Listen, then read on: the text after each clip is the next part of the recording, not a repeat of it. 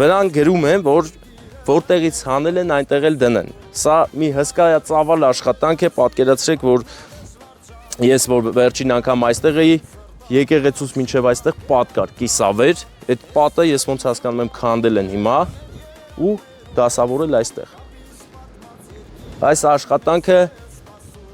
լեգոնով գիտի, լեգոից էլ բարդ է, որովհետև քարը որտեղից վերցրել են, այնտեղ էլ պետք է պարտադիր դնեն։ Մի խոսքով այսօրվա մեր տեսանյութը համ կլինի ճարտարապետության մասին հայոց, համ կլինի Սուրբ Կարապետի մասին։ Սուրբ Կարապետը, ընկերներ,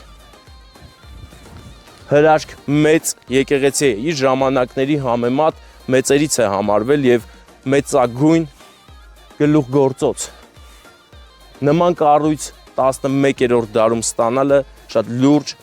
աշխատանքի արդյունք է եղել։ Հա? 13-րդ դար էլի, հա։ 13-րդ դարում նման եկեղեցի կառուցելը ամեն մարդու խելքին չի հասել։ Դրա համար հենց Մոմիկն է ճարտարապետը եւ Մոմիկը տիրապետել է բարձրագույն ճարտարապետությանը եւ ես վստահ կարող եմ ասել, որ անգամ մեր օրերում նրա նման ճարտարապետներ շատ քիչ կան։